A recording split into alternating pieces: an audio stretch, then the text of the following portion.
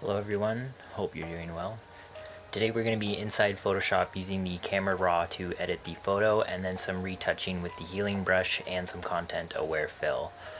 I'm going to have a link down below for you guys to download this photo if you want to follow along with the tutorial. Let's jump into Photoshop.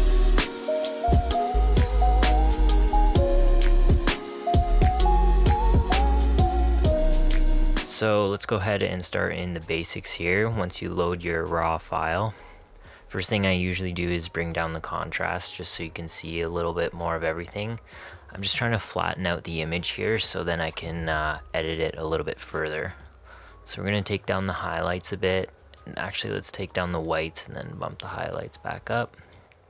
Just so there's still a little bit, you're not crushing it too much, but I'm trying to get as much information as I can. One thing I forgot to do first, profile corrections is already on, so when you take your photo, depending on the lens and body you're using, you might get some warping. So if you go into the optics, you can profile correct that. So I'll go back to the basic here. Let's take up the shadows for now. So I'm seeing a lot of purple here, which is okay because it is a sunset, but let's just see what it would look like if we push it back a little bit. So I think I'm going to keep it a little bit more magenta tinted. And then we'll look at the blues here. I think I do want a little bit more blue in the sky there, so that's looking pretty good for now. So let's go down to the dehaze. Just add that a little bit. It just kind of adds a little bit more contrast and vibrance. Sometimes it'll bring back a little bit of detail in the sky. And I'm actually going to turn down the clarity just a little bit, just to soften things up, and turning up the texture just a little. I'm going to leave the vibrance and saturation for now. We might come back to it later. Let's go ahead into the curves and just do a subtle curve adjustment. I usually like to try and kind of crush the blacks a little bit. But I don't want to do it too much on this photo.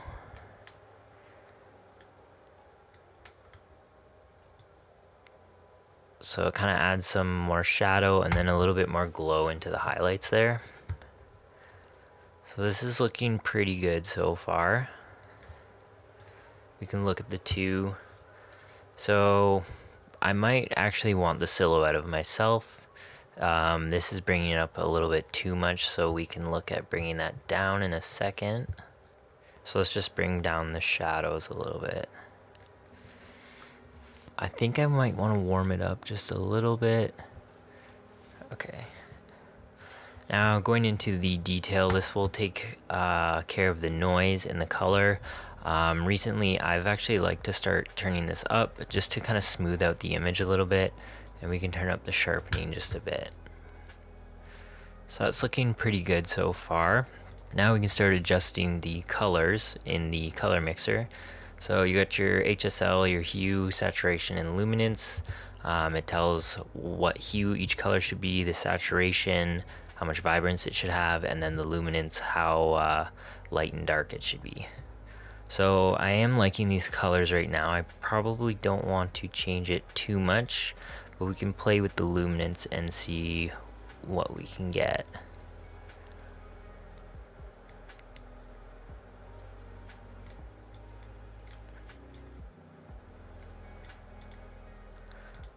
And just looking at the saturation, I think I do want a nice glowing orange. No,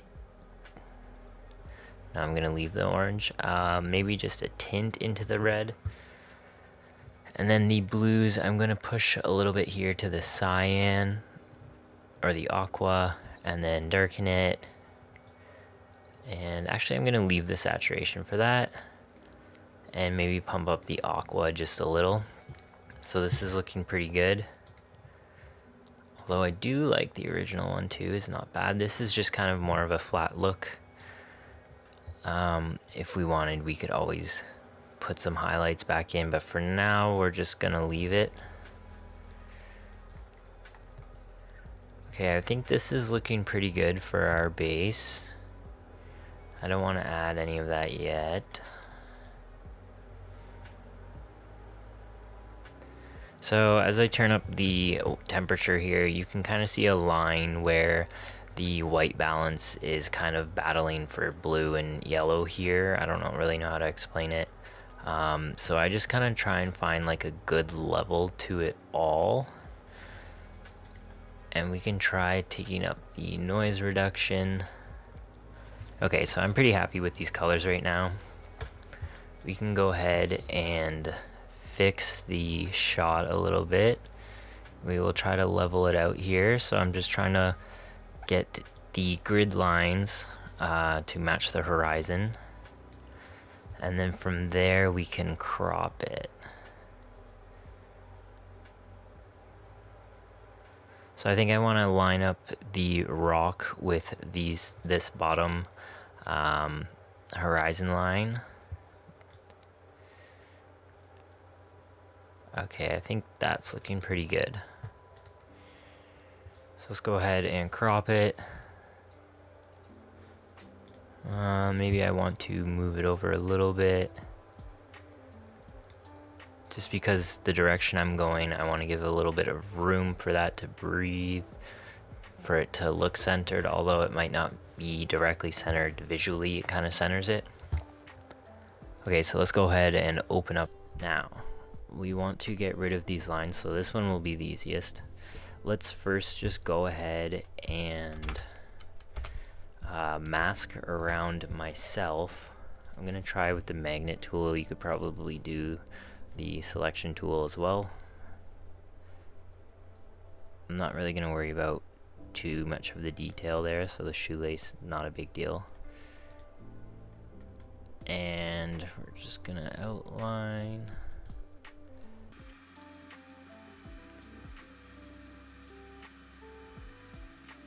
Okay, so this is looking pretty good. We got a feather of 1, which is decent. We're gonna right click here and copy, just so we have this new layer here. And that will just help us when we're getting rid of the lines, just in case the edges kind of get messed up. Okay, so for this first line, it's probably gonna be pretty easy. I'm just grabbing the spot healing brush here, and we're just gonna draw along this line. So that's taking it away pretty easily here. We don't have much worries.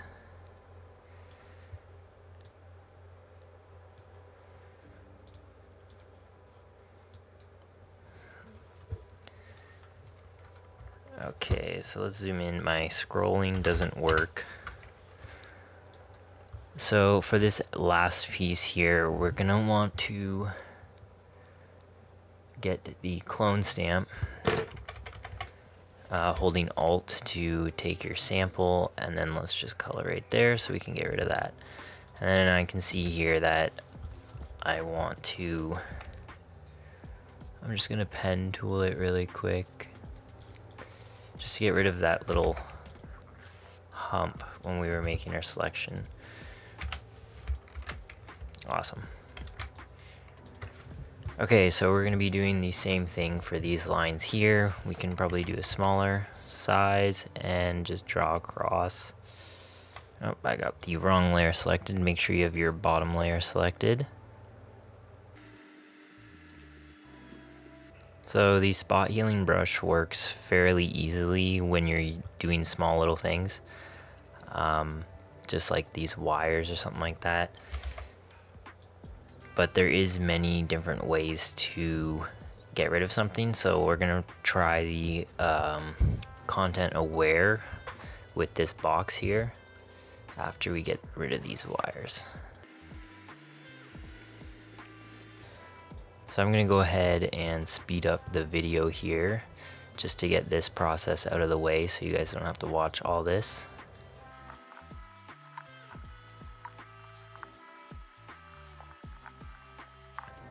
Alright, so the wires are gone.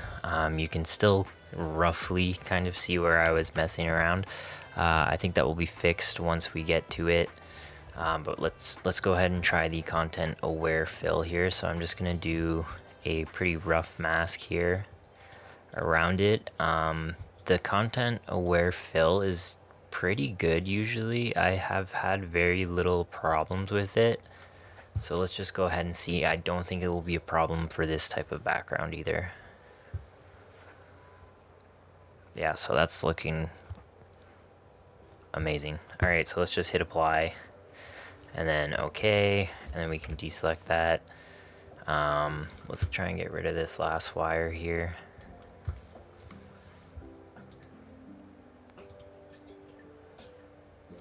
All right.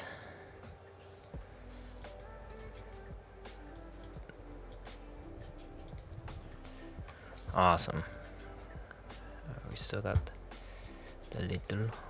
Okay, it's on this one. So let's just go ahead and erase that.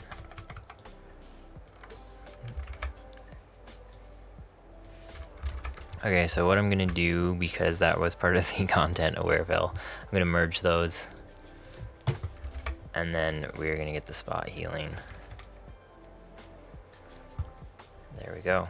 Alright, so let's now just select the bottom part. We probably could have done the bottom part with it, but I just thought because of the changing colors it might mess it up a little bit, so let's just do it separately. And we'll go edit content aware fill,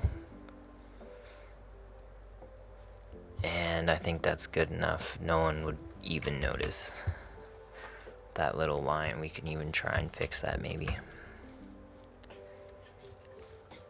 Actually, I think I'm fine with that. I'm gonna leave that. So let's turn my top layer back on, and this is looking pretty good. I could probably finish at this too. Okay, so it is the next day here, and I was editing the tutorial and decided that I actually wanted to change the colors up a little bit from what we originally had. So this is what we originally had here. We are pushing more blues to come in. And then I edited it a little bit quicker, or a little bit further, because I wanted to bring back actually the purples. So I'm going to show you how to do that. So let's just turn off that layer and duplicate this one. Go back into the camera raw filter. And then what I did here was went to the calibration, the last option. I moved the blues back to more of a purple blue. And then I just played around with the greens and the reds until I found something that I liked. So I'll probably move this one down, maybe back a little bit. Alright, so now we're kind of getting what I was looking for here. So I'm gonna keep the green up a little bit, and I don't think I want too much saturation there. The reds, I kind of like where we're at right now, so that's looking pretty good. We could even go into the color mixer and push this a little bit. I don't think we need to push it too much.